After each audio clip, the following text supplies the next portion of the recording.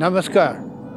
आज पुनः उपस्थित भएको छु म यहाँहरु समक्ष हिजोको प्रसंग जहाँसम्म पुगेको थियो त्यो प्रसंगलाई अलिकति म जोड्दै त्यसको महत्ताको विषयमा बताउन चाहन्छु अनि त्यसपछि म आजको विषयमा आउँला। कुरा के छ भने कृष्णप्रसाद कोइरालालाई मैले यो पृष्ठमा जुन चाहिँ महत्त्व दिएको छु त्यसको कारण के छ भने कृष्णप्रसाद कोइरालाले गरेका कामबाट बीपी कोइरालामा प्रभाव परेका छन्। केही चीजहरुको गहिरो प्रभाव परेको छ। त्यो नेपालको राजनीतिमा पनि परेको छ। त्यो प्रभाव विश्वेश्वर प्रसाद कोइराला मात्रै राजनीतिक व्यक्ति थिएनन्। उहाँका पिताश्री राजनीति गर्दैनथे तर उनको सोच, उनको विचारको गहराईले राजनीति प्रस्ताउँथ्यो। एउटा राजनेताले गरेको चाहिँ विश्लेषण गर्थे उनी। उनले आफ्नो घरलाई वाचनालयको रूपमा जो स्थापित गरेका थिए, उनले आफ्नो घरलाई जुन एउटा बौद्धिक समूहको छलफल गर्ने थलो जुन बनाएका थिए, त्यो थलोमा वाद विवाद हुँदा ऊ बेलामा दुईटा नेपालीहरु मध्येमा पनि दुईटा विभाजन भएको थियो। एउटाले भन्थ्यो हामीलाई यो भारतको राजनीतिसँग के मतलब, र अर्कोले भन्थ्यो होइन भारतको राजनीतिसँग हाम्रो मतलब छ। यो भारतको राजनीतिमा महात्मा गान्धीले जुन सत्याग्रहको माध्यमबाट अंग्रेजलाई हल्लाइरहनु भएको छ, यही हल्लाइरहेकै बीचमा हामीले अंग्रेजलाई कमजोर गर्न सक्यौं भने अंग्रेजको बैशाखी टेकेर नेपालमा राणाहरू स्थापित छन्। 104 वर्षदेखि राज्य गरिरहेका छन्। अब यिनलाई विस्थापित गर्ने हो भने, यिनलाई डिसलज गर्ने हो भने, यिनलाई परास्त गर्ने हो भने, यिनको शासनलाई उल्टाइदिएर प्रजातन्त्र स्थापना गर्ने हो भने भारतमा पनि अंग्रेजलाई भगाउनै सक्नुपर्छ। त्यसकारणले महात्मा गान्धीको हात बलियो बनाउनको लागि इन्डियन नेशनल कांग्रेसले चलाएको मुभमेन्टमा हामी नेपाली पनि शरीक हुनुपर्छ भन्ने धारणा थियो कृष्णप्रसाद कोइरालाको। त्यसैले उहाँले आफ्ना अनुयायीहरू, आफ्ना पुत्रहरू स्वयंलाई पनि त्यही भारतको आन्दोलनमा होमिदिनु भएको थियो। र अर्को एक थरी नेपालीहरू थिए, हामीलाई हिन्दुस्तानको के मतलब, हिन्दुस्तानको राजनीतिसँग मतलब छैन त, हामीलाई त नेपालको राजनीतिसँग मतलब। तर त्यो गहिरो राजनीतिक सोच भएको कृष्णप्रसाद कोइरालाले के अठोट गरे भने होइन भारतबाट अंग्रेजलाई भगाउन सकियो भने यहाँ राणाको एउटा खुट्टा भाँचिन्छ अनि हामीले गरेको जुनसुकै आन्दोलन क्रान्तिले पनि काम गर्छ र राणालाई भगाउन सकिन्छ भन्ने उहाँको सोच थियो। यो सोचको पूर्ण रूपेण समर्थन गर्नुहुन्थ्यो बीपी कोइराला। बीपी कोइरालाको अनि मनमा त्यही लागेको थियो। त्यसै उनीहरूले उहाँ बाल्य अवस्थामा भए तापनि मात्र उहाँ 8-10-12 वर्षको हुनुहुन्थ्यो जुन बेला महात्मा गान्धीले उहाँलाई माला लगाइदिएका थिए। त्यस बेला नै उहाँले अठोट गर्नुभएको थियो म तपाईको आन्दोलनलाई मद्दत गर्छु। तपाईको आन्दोलनमा मद्दत गरेर अंग्रेजलाई भगाइसकेपछि म मेरो देशमा गएर क्रान्तिको सिर्जना गर्छु र त्यही क्रान्तिको माध्यमबाट राणाहरूलाई विस्थापित गरी छोड्छु भन्ने बालक विश्वेश्वर प्रसाद कोइरालाले संकल्प गरिसकेको थियो। हेर्नुहोस्, बाउबाट सिकेको उनले जात का घोडा बाप का पूत ज्यादा नहीं तो थोड़ा कुछ भन्ने एउटा हाम्रो तराईतिर भनाइ छ।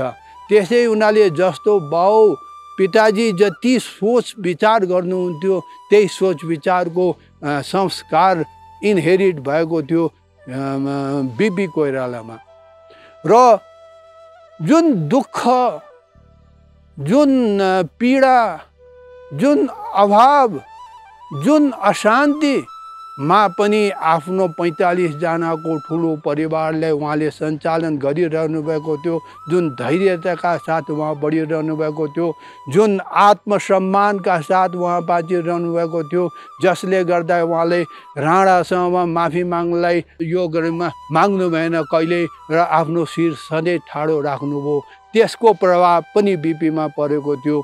बिपी बाल्यकालदेखि नै स्वाभिमानी हुनुहुन्थ्यो। बिपी बाल्यकालदेखि नै यी सबै चिज सोच्न सक्ने, भित्र गहिराइमा गएर विश्लेषण गर्ने वस्तुस्थितिको त्यो क्षमताको विकास बिपीमा भइसकेको थियो। अब त बिपीको त्यो बाल्यकालबाट किशोरावस्थामा प्रवेश गरिसक्नु भएको छ। 12-14 वर्षको भइसक्नु भएको छ। उहाँ एकचोटि हजारीबाग जेलमा पर्नुभएको बेलामा उहाँको जेलको रुममेट थिए डाक्टर राजेन्द्र प्रसाद। डाक्टर राजेन्द्र प्रसाद हिन्दुस्तानको ठुलो विद्वान मानिन्छन्। ती विद्वानले जेलमा बस्दा बिपीलाई अत्यन्त राम्रोसँग उनले व्यवहार गर्थे। एकदम राम्रोसँग बिपीको पनि बौद्धिकताको उनले कदर गरेका थिए। एउटा त्यस बेलाको उदाहरण छ। अब डाक्टर राजेन्द्र प्रसाद त बडेमाको ठुला नेता, उनलाई चाहिँ अङ्ग्रेजले पङ्खा सङ्खाको व्यवस्था गरिदिएछ।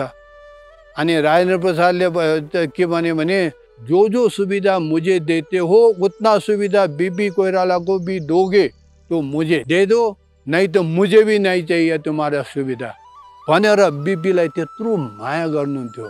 त्यो माया भनेको के हो, त्यो प्रेम भनेको के हो, त्यो स्नेह कहाँबाट आयो? त्यो बिपी कोइरालाको व्यक्तित्वले, बिपी कोइरालाको किशोरावस्थामा नै त्यो किसिमको व्यक्तित्व थियो। बहस गर्नुहुन्थ्यो, छलफल गर्नुहुन्थ्यो, बाबुले सिकाएको कुरा उहाँले लिनुभएको थियो, धारण गर्नुभएको थियो। त्यो धारण गरेको कारणले उहाँमा जुन आहिस्ता आहिस्ता एउटा क्षमताको वृद्धि भयो। त्यही क्षमताको कारण त्यत्र नेताहरूले पनि बिपी कोइरालालाई हाँ ये बच्चा कुछ है भन्थे। बस त्यसरी उहाँको व्यक्तित्वको विकास भइरहेको थियो। पिताजीबाट उहाँले सिकेको चिज के हो भने धैर्यता। त्यो दुःखको टाइममा पनि उहाँलाई थाहा छ स्कुल उहाँसँग जम्मा एक जोर सुरुवाल र कुर्ता हुन्थे।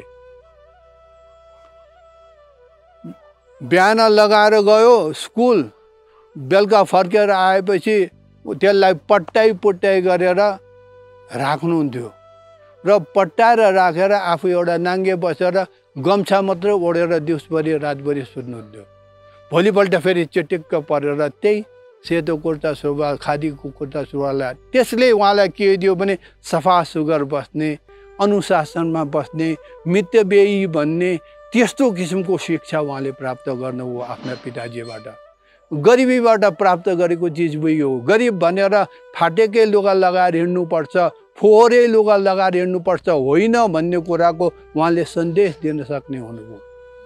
त्यसरी बडे मान्छेले यही बिचमा उहाँको बिपी कोइरालाको भेट भएको छ जयप्रकाश नारायणसँग। जुन जयप्रकाश नारायणसँग उहाँको पछिल्लो अन्तिम दिनसम्म पनि उहाँको सम्पर्क रहि नै रह्यो र हिन्दुस्तानको राजनीतिमा जयप्रकाश नारायण र जवाहरलाल नेहरूमा को ठुलो को सानो भन्ने बहसमा कसैले जवाहरलाल नेहरू ठुला भन्थे, कसैले जयप्रकाश नारायण ठुला भन्थे। त्यति ठुलो व्यक्तित्व हुनुहुन्थ्यो उहाँ र त्यस्तो व्यक्तित्वसँग बिपीको सम्बन्ध भयो। अब बिस्तारै बिपी पनि भारतको राजनीतिमा व्यस्त हुन थाल्नुभयो र भारतमै पढ्दै उहाँले आफूले यो अगाडि बढिरहनु भएको थियो। त्यो बिचमा अब पिताजी नेपाल जाने हुनुभयो। मैले यो हिजोको प्रसङ्गलाई आजसम्म ल्याएर जोडेको कारण के भने पिताजीको प्रभाव उहाँको छोरा विश्वेश्वर प्रसाद कोइरालामा कसरी पर्यो भन्ने कुरा बताउनको लागि मैले यति कुरा बताएँ। यसपछि कृष्णप्रसाद कोइराला नेपाल फर्किनुभयो। नेपालमा श्रीतिन भएका थिए, प्रधानमन्त्री भएका थिए, चन्द्रशमशेर मरिसकेका थिए। चन्द्रशमशेर मरिसकेपछि भीमशमशेर भए र ती भीमशमशेरले उनलाई बोलाएर दरबारमा भेटे। ल तिम्रो सहयोग मलाई पनि चाहिन्छ, भन तिमीलाई के चाहियो, पैसा चाहिन्छ भने पैसा लियो भन्दाखेरि स्वाभिमानी कृष्णप्रसाद कोइराला भने म तपाईँले म हिन्दुस्तानमा त परिवार जिउन पालिरहेको थिएँ, यहाँ त आफ्नै देश हो, आफ्नै माटो हो, म केही गरौँला। त्यसो हुनाले मलाई खालि बस्ने वातावरण मात्रै मिले भयो भनेर उनले आफ्नो स्वाभिमानलाई राणाको अगाडि पनि डग्न दिएनन् र केही चिज मागेनन् उनले। त्यो किसिमको स्वाभिमानी स्वभाव थियो कृष्णप्रसाद कोइरालाको। त्यही पछि भीमशमशेरले भने ल ठिक छ, केही पर्यो भने म कहाँ आउँदै गर्नु, जागिर खान्छौ भन्यो भने भन, म जागिर चाहिँ खान्न भनेर उहाँले जागिर खानुभएको थिएन। उहाँले पहिले नै एक फेरा 5-6 महिना चाहिँ जागिर खानुभएको थियो। त्यसै हुनाले उहाँलाई खरदार पदमा 6 महिना जति जागिर खानुभएको रहेछ। त्यही कारणले खरदार कृष्णप्रसाद कोइराला उहाँलाई भनिएको थियो।